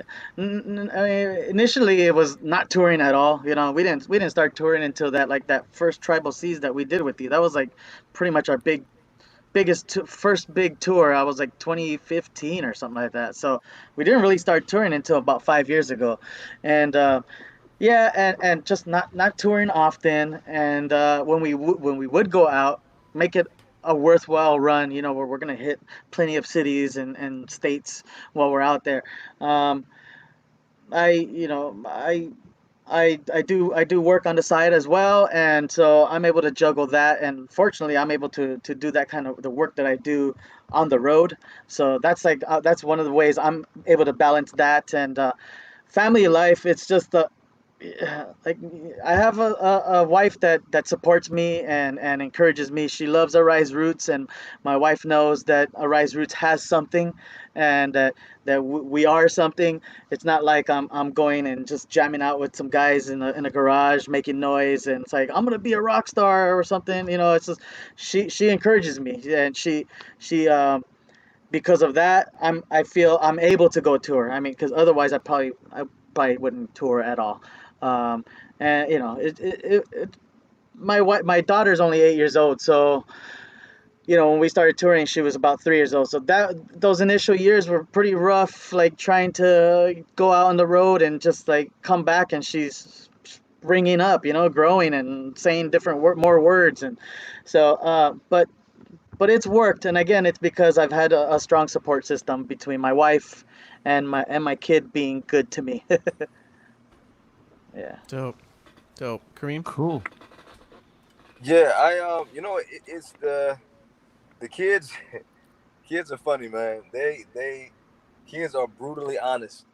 And that's one of the things I love about kids. They Yeah. are Kids and wives. brutally honest. Yeah. And so when it comes to the music, my kids they'll let me know like which ones that they're digging, and they it's cool to. My son gets into it. I have an 8-year-old son, and I feel like he gets into it more than the well, one is a baby, so he's just whatever. He likes whatever, anything that's got a beat. That baby's just whatever. He's whatever plays, he's down for it. Doesn't matter what it is. But my son, my 8-year-old, he's like legit into it, and he'll tell me like which songs are his favorite ones, or I remember the even with his friends, like I remember the first time that I heard him overheard him telling his friends at school about the band and about the music, and like just seeing how excited he was about it. It's like, man, like he genuinely digs it. And so so he gets into it more than anybody else. As far as the juggle, the balance between the family thing and the music thing, it's definitely a balance. It's not. You have to get creative. Communication is huge. Having my wife there's no way that I would be able to do one quarter of the things I'm able to do without my wife being able to really just hold it down the way she does, and like she's absolutely the my backbone, my rock, all of that good stuff. And so having her there and having her support and having her physically there to like really just hold down the fort, it really makes it possible for me to even do the music thing at all. And so with that, just finding that balance of going but not going too hard, going but not going too long, going but not going too far. Like we tried to get strategic with the touring and the shows and whatnot. Just to, because family for me, family is first no matter what. Family's gonna be here once the music is gone. Family's gonna be here once I'm too old to be jumping around the stage. Family's gonna be there. Forever. To my last breath. And so that's always gonna be my number one focus is putting them first and foremost, no matter what. Even though I love the music as much as I do, and music is flows through every cell of my body. Still, my family is still the absolute undisputed number one in my life, and so making sure that they are good and making sure that they have what they need is my number one priority.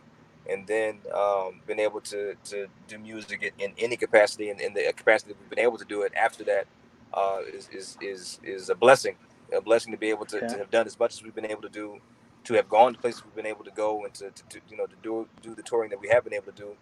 Of course, I would love, in one sense, to do more and to be further along and to be to go even further places and go out for bigger distances and bigger whatever.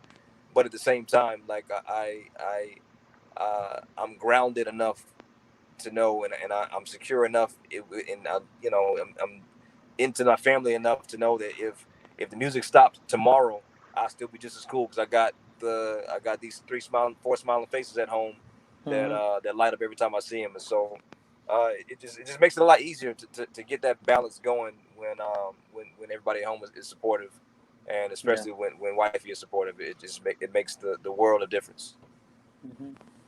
Amen, man. You guys, wow, that was pretty deep, and I love it. So you guys like your families, is what you're saying. We love our families. Me and Devin. We love them enough, though. Like, Roger, this is weird. We love. Listen, when we're out on the road, for 4 weeks, we'll fly. Karim and I will fly home during the middle of the tour. I'll see you guys in Salt Lake City. I mean, well, it's good. It's good to do that, man, to get the break if you can, right? That's where who else is gonna pick up the dog poop? Shoot, man. Well, speaking of dog poop, no, joking.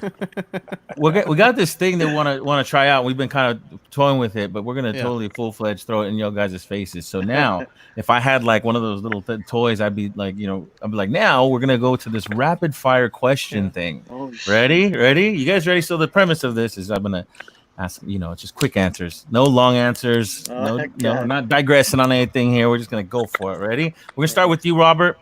And then we're going to go Karim, then we're going to go Karim, then Robert. You guys get the idea, bounce back and forth, all right? Okay. Robert, Tabasco or Tapatio? None. Karim, Tabasco or Tapatio? Tapatio. Karim, whiskey or tequila? Tequila. Robert, whiskey or tequila? Tequila. Ooh. Robert, what's your favorite rider item on the hospitality rider? These guys suck. IPAs, I guess. IPAs. Aha, Karim. Beer. Karim, what's your favorite item on the rider? Yeah, hospitality rider. What you going for? Chips. Yeah. Karim, what's your favorite 80s movie? Oh, shoot. E.T. Robert? Dang, that's good. National Lampoon's Family Vacation. Dang. That's good too. Robert, yerba mate or Red Bull? Neither. Karim? Yerba mate or Red Bull? Ooh, Red Bull. I like that. I like that. Yeah, I like that. The safe answer would have been mate, but no, the correct answer. That stuff gives you anxiety, palpitations. I get you. And finally, my golden question. We'll start with Karim. What's your favorite cereal, my friend? Oh man, Cheerios. Robert, what's your favorite cereal? Pops. Corn Pops? Pops. Just the generic Pops? Like, the yellow box that's Pops. That's where the Pops are coming from. You get them in big Pops. Family pack. Big old bag of Pops. Just throw it over your shoulder and walk down the aisle like that. I remember those bags. You know what I'm talking about? Yeah. I'm like, Corn Pops, these are not Pops. Pops, man. I got a question about not a question, a story about those bags of Pops. Okay. Right. I had a gerbil when I was little. We ran out of food, and when I was at school, my mom fed them some of those Pops. Yeah. I got home from school, and this thing was like 7 times the size in the corner of the cave. his little feet were sticking out. His little feet were sticking straight out from his body. So what he did is he ate all these. So my mom gave it to him to ran out of food. Then he went and drank water, and it just expanded inside. Are you serious? Oh Dang. my God. Jeez. Yeah. Don't say that. Oh man. Yeah. We're gonna have a bunch of animal rights activists go crazy on you. Yeah, we're gonna do the bought another bag of pops after that. Never. Yeah, it was like nah. It was just accidental. It was an accidental, and you were a kid, right? Okay. No more pops for the gerbil. Okay, I'm in the clear because I only feed my gerbil Lucky Charms, so that boy ain't gonna. Those don't expand. Those don't expand, man. Yeah. Well, guys, I mean, man, leave out the marshmallow. We would love to be rapping with you guys all day, and if we were like backstage at some festival, we would be just soon rapping all day. Soon come, man. So hopefully we get back in the swing of things, and these live shows start taking effect, man. We need to get out there, start playing, and start mashing it up, dude. But before we go, anything you guys want to tell the people out there? Any places they should visit to support Arise Roots? Anything they can do? Definitely, please buy our album. Go to our website, www.riseroots.com. Check out our IG, our Facebook. You can always link up on YouTube, Spotify, iTunes. Please buy the album. Share it with your friends. Karim, take it away. Karim. Hello. Karim, yeah. Any last words, Karim? Yeah, just man, check us out everywhere. Everywhere you stream music, check us out. I'm really curious to know what people's favorite song is. And so if there's any kind of way that you can either get on any one of these social media sites and let us know like what song you digging, like which one are you really feeling. Like I'm really curious to know in the whole writing process, like as we're doing these things and which ones we're picking and choosing to actually go on the album. Like I'm really curious to see which ones people are really digging. And so if you could drop that line to us anywhere, wherever it is, whether it's Instagram, Facebook, YouTube, wherever, let us know which one you're feeling. I'd appreciate that. Nice, man. And I really want to encourage everybody watching to go buy the album, whether it's, go to their website and order the vinyl or the CD or download it, actually pay the money to download it. I know that it's always going to be on Spotify, and that's probably how everyone consumes their music, but just if you want to go support an artist, go actually buy their CD or their record. Even if you're just going to listen to it on Spotify after that, it makes a big difference. And this record specifically is such a heavy record, such a good record. Everyone's going to love it. You're not going to be sad that you bought it. And actually, I'm about to put the two of you guys on the spot right now. Okay. Because you guys are homies like that. What I want you to do is, if you could, for me, as a personal favor to me, if you could maybe record like a little video clip on your phone, maybe like 10 seconds, 15 seconds, 30 seconds, whatever the case is. And I want you, don't tell me now, but I want you to tell me what song you're feeling the most. I'd appreciate that. Okay. I already know. I'd appreciate that. We got you. I think knowing the why, because of you guys' music knowledge, like that's the part that I really want to hear, and what I really want people to hear is what song you guys are feeling and why. So I would really appreciate that. You can either email it to me, email it to us, or however you got my phone numbers. You can either send however you can get it to me. I would love to get a little clip of which tune you guys are feeling. That's a good call. That's a good call. I'd love to do that. Me and Devin, I already know the answer too. So yeah. All right, cool. Right on, man. Well, shoot. Like I said, man, it's been a pleasure. We're super stoked. Thank you guys. This is gonna be archived, man. This is forever. I'm gonna go back and watch this like 20 years from now. Oh man. That's what's up. That's what's you know up. What I mean? Yes. Thank you guys for coming on so much, man. I really appreciate it. Thank you guys, man. Can't wait till we can hang. Thank Miss you. you too. We'll see you. Love you guys, man. Appreciate Love you guys. you too. Yeah, we'll see y'all. All right, y'all. Peace. Take care. Bye. Okay. Laters. Devin, what's cracking, man? Arise Roots. Oh, what? Hold on. What? You bringing it back, Devin? You bringing it back, Devin? We need to coordinate. We need to coordinate who's gonna do that. We'll get to it someday. We don't need to be. It spices things up. Yeah, it spices things up, man. Well, so cool. We got some new news, right? Some big new news coming up next week. Why don't you tell the people? Mr. Jason Mraz and Mr. Michael Goldwasser will be joining us. Oh my gosh. Jason just dropped DJ Mraz, the Michael Goldwasser, man. Ladies and gentlemen, if you don't have it already, go out and get the Arise Roots album. and then immediately after that, go look for the good, Mr. Jason Mraz's new album, because both albums are beautiful, both albums are great, and I mean that from the bottom of my heart. Jason Mraz album, I was fortunate enough to play organ on, and man, the whole process was beautiful. We went down and recorded the album on his ranch, the Ranch, and Jason is an amazing guy. He's a beautiful human being, man. He just recently made all kinds of crazy donations to support what's going on with Black Lives Matter and other groups as well. And he will be on next week with Michael Goldwasser, the producer of the album. So, Michael Goldwasser has also produced many other great albums. Yes, Roger, let me ask you, why are we having Jason Mraz on? Isn't he a pop artist?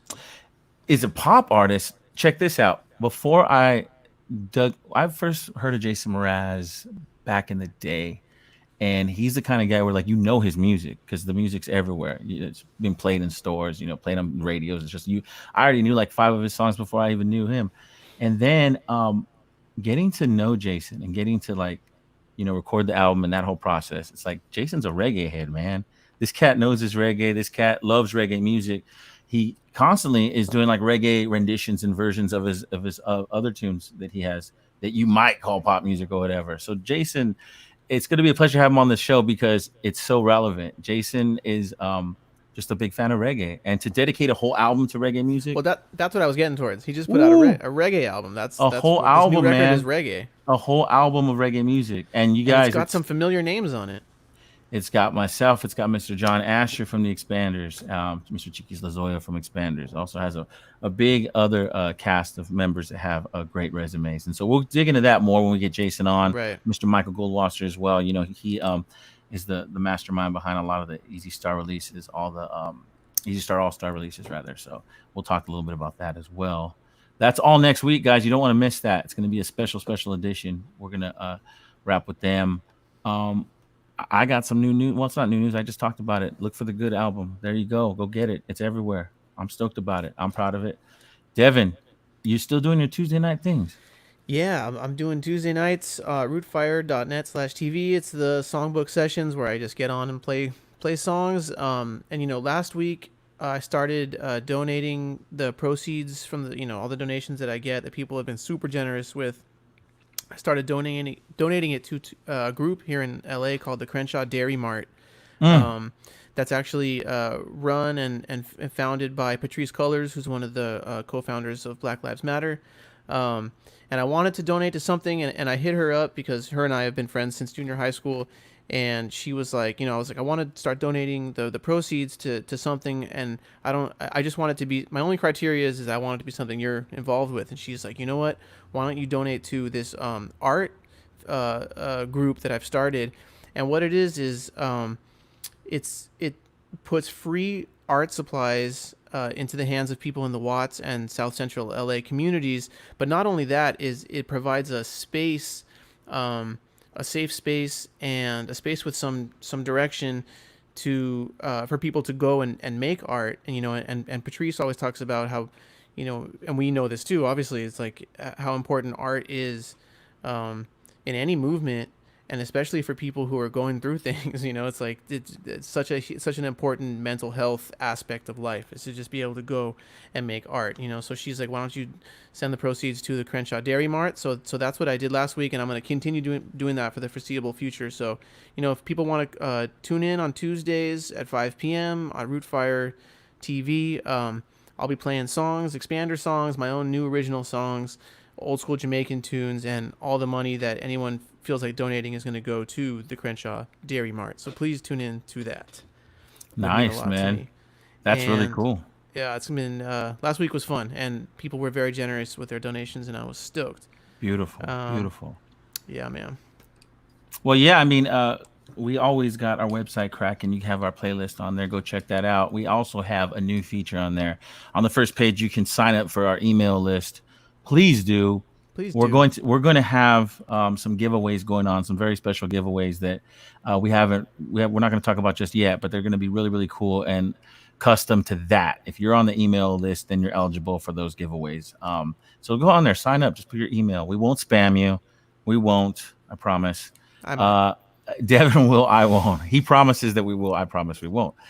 The Reggae PodClash at gmail.com. If you want to email us for any inquiries. If you email us, let us know who you think you want to see on the show. You got any questions about any of the songs that we're playing? Maybe the song of the week. You want some more in depth? You want any questions about how you can get a hold of those tunes on record or whatever the case is? We're not super pros, but let us know what you guys think. We're considering, because right now we've just been playing like snippets of the song, like about a minute and a half of the song, and we're considering maybe playing the whole song. There might be some technical reasons why we can't do that, but let us know if you guys think in general, like, you'd want us to play the whole tune. Let us know. They're like, yeah, any way we could see less of your faces, right, and hear less of Devin's correctly ass microphone. I cannot figure out my Ethernet cable. Like, I don't know what's going on. I thought I figured it out, and tonight I don't think it. But I don't think that was me crackling. So I think I got a pass tonight. Yeah, I think you passed tonight. Yeah. Well, people, next week we have Jason Mraz and Michael Goldwasser. We're stoked. Like, tell your friends, tune in. Jason Mraz alongside Roger Rivas and a bunch of familiar faces just put out a great reggae album. It's reggae. This album is reggae, and Jason Mraz is a great songwriter, and the band's killing it. So it's going to be an interesting conversation. It's going to be a great musical conversation. And so please tell your friends and tune in next Saturday and every Saturday. We got some other cool guests coming up too. We're stoked. Yes, for sure, guys. Thank you for tuning in, and we will see you next Saturday. Later days, peeps. Later.